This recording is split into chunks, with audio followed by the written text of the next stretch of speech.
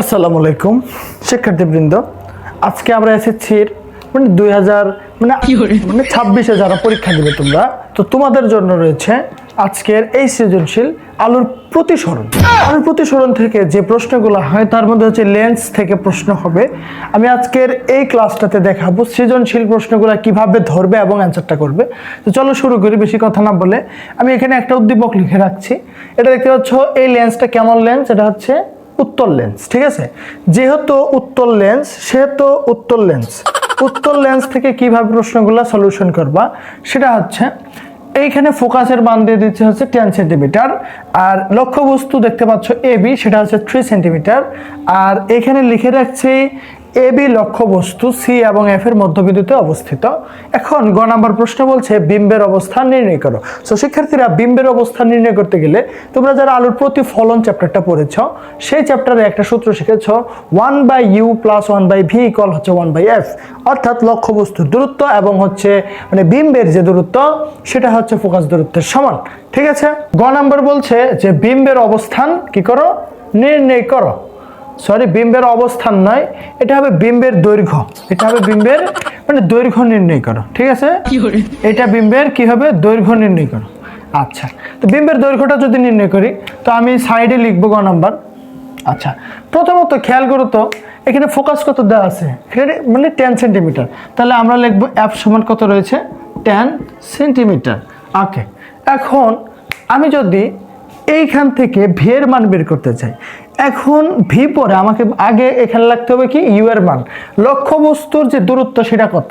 দেখো তো, ফোকাস যদি হয় 10 সেন্টিমিটার, এখন এখানে লক্ষ্যবস্তু হচ্ছে আমাদের এবি, সেটা সি এবং এফ, মানে হচ্ছে বক্রতার কেন্দ্র এবং ফোকাসের মাঝামাঝি। তাহলে ফোকাস যদি 10 হয়, বক্রতার কেন্দ্র হচ্ছে 20, কারণ ওর ডাবল হয়, তাহলে এর মাঝামাঝি হলে এর সাথে আরো 5 যোগ করতে হবে না? অর্থাৎ এইখানে যেহেতু মাঝামাঝি, তাহলে 10 এর অর্ধেক 5, আর এখানে ছিল 10, তাহলে 5 আর 10 যদি যোগ করি, তাহলে লক্ষ্যবস্তুর যে দৈর্ঘ্য সেটা হবে কত? 15 সেন্টিমিটার। আশা করি বুঝতে পারতেছ। এখন ভি এর মান কিন্তু আমাদের হাতে নেই, তো আমরা কি জানি? আমরা জানি একটা সূত্র রয়েছে, তোমরা জানো প্রতিফলন যারা পড়েছ, তো আমরা জানি 1/v + 1/u সমান হচ্ছে 1/f। তো যেহেতু দরকার আমার 1/v, তাহলে আমি লিখবো হচ্ছে এখানে 1/v সমান 1/f - 1/u। তো 1/f, তাহলে এখন আমার এফ হচ্ছে 10 সেন্টিমিটার, ইউ হচ্ছে 15 সেন্টিমিটার, ঠিক আছে? সো এদের লসাগু করো তো কত হয়? এদের লসাগু হবে মূলত কত? 30। তাহলে 30 হলে এটা লসাগু করলে হয়, এই যে 10 দিয়ে ভাগ করলে হয় 3, 15 দিয়ে ভাগ করলে হয় 2, তাহলে হচ্ছে 1/কত? 30। এটা 1/ কিসের মান? ভি এর মান। সুতরাং আমাদের ভি কত আসে দেখো তো? আমাদের আসছে ভি 30 সেন্টিমিটার। ওকে, ভি যদি 30 সেন্টিমিটার হয়, তাহলে এখন আমাকে দেখতে হবে ভি 30 সেন্টিমিটার হলো। এখন আমি এখান থেকে বিবর্ধন বের করব। তো বিবর্ধনের সূত্র রাখি, তোমরা কিন্তু জানো যে বিবর্ধন, এই যে বিবর্ধন, সেটার সূত্র কি? সেটা সূত্র হচ্ছে মডুলাস এফ সমান হচ্ছে -v/u। এভাবে আমরা অঙ্কগুলো করতে পারি কিনা? আচ্ছা, তো এখন এদিক খেয়াল করলে দেখবা এইখানে মডুলাস দিয়ে দিলাম, তো ভি এর মান কত বের হয়েছে? 30, আর ইউ কত পাইছিলাম আমরা? 15, তাহলে ভাগ করলে হয় -2, যেহেতু মডুলাস, তাহলে অ্যান্সার কত? 2 সেন্টিমিটার বা 2, সরি, এখানে যেটা বিবর্ধন সেটার একক হয় না। আচ্ছা, 2 পাইলাম, তাহলে বিবর্ধন 2। এখন যেহেতু আমাকে প্রশ্নে বলছে বিম্বের কি বের করতে হবে? দৈর্ঘ্য। বিম্বের যদি দূরত্ব চাইতো তাহলে কিন্তু এটা দিয়ে শেষ করতাম, যেহেতু দৈর্ঘ্য চেয়েছে সেহেতু দৈর্ঘ্যের একটা সূত্র রয়েছে।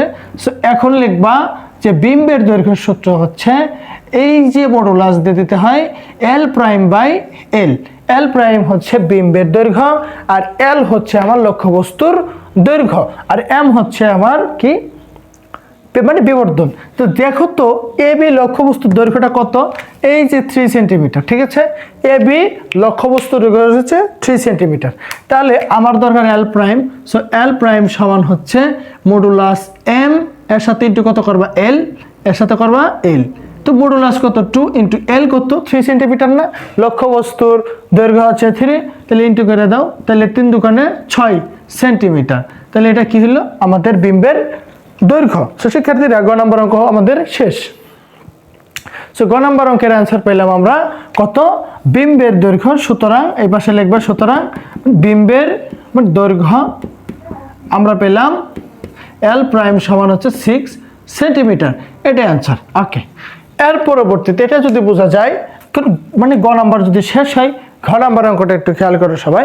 ঘ নাম্বারে লিখে রাখছে যে এবি লক্ষ্যবস্তুর অবস্থান, এবি লক্ষ্যবস্তুর অবস্থান পরিবর্তন করে অবাস্তব এবং সোজা প্রতিবিম্ব পাওয়া সম্ভব কিনা। এখন দেখো তো এবি লক্ষ্যবস্তুটা কোথায়? আসলে এবি লক্ষ্যবস্তুটা হচ্ছে বক্রতার কেন্দ্র এবং ফোকাসের মাঝে। এটাকে এমনভাবে অবস্থার পরিবর্তন করব যাতে এটার যে আমরা যে বিম্বটা পাবো সেটা হবে অবাস্তব এবং সোজা। তো সেটা কিভাবে? চলো গ নাম্বারটা যদি তোমরা বুঝে ফেললো তাহলে আমরা এটা মিশিয়ে দিব। এখন আমরা ঘ সলিউশন করব। যারা ক্লাসটি করবে অবশ্যই খাতা কলম নিয়ে বসে যাবে এবং এই অঙ্কগুলা একদম পাই টু পাই খাতায় উঠাই দিবা, যাতে পরবর্তীতে অঙ্কগুলা খাতায় থাকলে ইজিলি বুঝতে পারো। ঠিক আছে, সো আমি মিশিয়ে দিচ্ছি। ওকে, তো এখন ঘ নাম্বার অঙ্ক সলিউশনের জন্য আমাকে এবি লক্ষ্যবস্তুর অবস্থার পরিবর্তন করতে হবে। চলো তো আমরা অবস্থার পরিবর্তনটা করে দেখি। আচ্ছা, ঘ, আমি যদি এইখানে এই রশ্মি চিত্রটা এইভাবে দেখানোর চেষ্টা করি, তোমরা একটু খেয়াল করবা। আচ্ছা, এটা হচ্ছে আমার ফোকাস, তো এটা এই পাশে দিয়ে দিবা ফোকাস। তো এটা বক্রতার কেন্দ্র আর এই পাশে দিয়ে দিলাম বক্রতার কেন্দ্র। আশা করি তোমরা দেখতে পারতেছো। এই যে লক্ষ্যবস্তুটা ছিল বক্রতার কেন্দ্র এবং ফোকাসের মাঝে, আমি জাস্ট বক্রতার কেন্দ্র এবং এই যে মানে ফোকাসের মাঝে লক্ষ্যবস্তু ছিল সেটাকে টেনে ফোকাস এবং মানে মেরুর মানে মাঝখানে দেবো। মানে ব্যাপারটা হচ্ছে লক্ষ্যবস্তুকে যদি এই জায়গায় স্থাপন করা হয়, মানে হচ্ছে এ এবং কি বি, আমি এই জায়গায় স্থাপন করে দিলাম। এখন দেখো তো আলোক রশ্মি যদি মানে এইভাবে ছাড়ি, তাহলে এখন উত্তল দর্পণের ক্ষেত্রে কি হয়, যেহেতু এটা উত্তল লেন্স, উত্তল লেন্সের ক্ষেত্রে কি হয়, আলোক রশ্মি প্রধান অক্ষের সমান্তরাল আপতিত হলে সেটা প্রধান ফোকাস দিয়ে মানে বের হয়ে যায়। তার মানে যেহেতু প্রতিসরণের অধ্যায়, প্রতিসরণ, সেহেতু আমাদের আলোটা কি হবে, বের হয়ে যাবে। সেটা কোথা দিয়ে যাবে? সেটা যাবে এই ফোকাস দিয়ে বের হয়ে যাবে। আশা করি বুঝতে পারতেছ। আলোক রশ্মি কি হবে, ফোকাস দিয়ে বের হয়ে যাবে। এখন পরবর্তী কাজ, আলোক রশ্মি ফোকাস দিয়ে বের হয়ে গেলে এখন আলোক কেন্দ্র বরাবর কোনো রশ্মি আপতিত হলে সেই পথে কি হয়ে যায়, মানে প্রতিফলিত হয়ে যায়। তাহলে আমি যদি এই পথে আলোক কেন্দ্র বরাবর আলোক রশ্মিটা ছাড়ি, সেটা কিন্তু সেই পথে কি হয়ে যাবে, চলে যাবে। এখন দুইটা রশ্মিকে পিছনে বর্ধিত করো, যেমন এটাকে পিছনে বর্ধিত করো এবং এটাকে পিছনে আমরা বর্ধিত করি।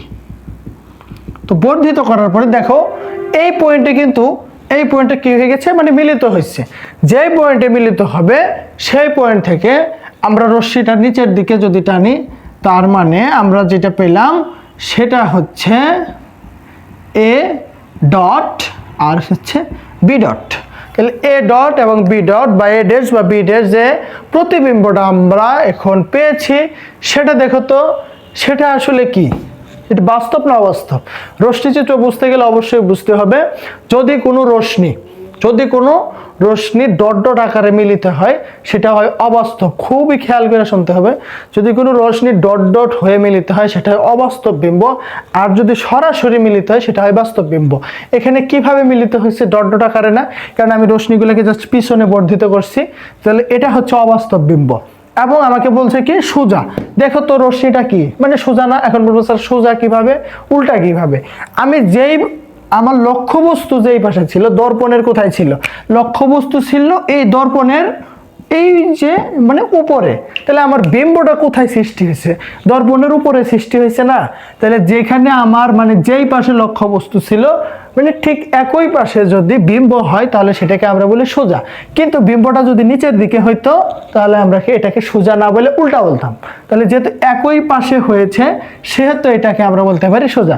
সো শিক্ষার্থীরা এখন রশ্মি চিত্র বোঝা গেলে এটার ব্যাখ্যাটা তোমরা কিভাবে দিবা, ব্যাখ্যাটা তোমরা গাইড বইতে এবং মেন বইতে রয়েছে, সেখান থেকে দেখে দেখে ধাপে ধাপে লিখে দিবা। তো আমি যদি এটার বিম্বের অবস্থা দেখাই, ধরো যে এই বিম্বের মানে আমি যদি অবস্থানটা দেখাই, তাহলে বিম্বের অবস্থানটা কেমন, পরীক্ষায় কিন্তু এগুলা দেখে স্যার মার্কস দিবে। এই কটা জিনিস লিখতে হবে। তো বিম্বের অবস্থান কোথায় দেখো তো, সি এবং এফ এর মানে একদম মাঝে পড়ছে না, তাহলে লিখতে হবে সি কমা এফ এর কি মাঝে, এটা বিম্বের অবস্থান। তো এখন আমি যদি বলি বিম্বের মানে প্রকৃতিটা কেমন, হ্যাঁ বিম্বটা কেমন, তাহলে উত্তর হবে অবাস্তব ও সোজা। বুঝতেছ? অবাস্তব এবং সোজা, কারণ বিম্বটা ডট ডট আকারে দর্পণের শেষে গিয়ে এখানে মিলিত হয়েছে। আচ্ছা, যদি তাই হয় তার পরবর্তী কাজ, এখন আমার যদি বিম্বের কি লিখবো, বিম্বের আকৃতিটা কেমন দেখো তো। বিম্বের আকৃতিটা কিন্তু এটার তুলনায় ছোট না বড়? এ বির তুলনায় a dash R B dash কি ছোট না বড়? অবশ্যই বড়। তাহলে আমরা সেটা বলবো বিবর্ধিত। ঠিক আছে, তাহলে হচ্ছে বিবর্ধিত। আচ্ছা, তাহলে এই যদি রশ্মিচিত্র বোঝা যায়, তাহলে আমরা বলতে পারি যে এ বি এই লক্ষ্যবস্তুর অবস্থা যদি ফোকাস এবং মেরুর মাঝখানে আনা যায়, তাহলে সেখান থেকে অবাস্তব এবং সোজা প্রতিবিম্ব পাওয়া সম্ভব। আর ভিতরে একটু ব্যাখ্যা বিশ্লেষণ করবা। সো শিক্ষার্থীরা, আজকের এই ক্লাস থেকে এই সৃজনশীলটা যদি বোঝা যায়, এই ক্যাটাগরি প্রতিসরণ এবং প্রতিফলন সংক্রান্ত সকল অঙ্ক পেতে আমাদের ইউটিউব চ্যানেল সাবস্ক্রাইব করে রাখবা। সে পর্যন্ত সকলে ভালো থাকবে। আল্লাহ হাফিজ।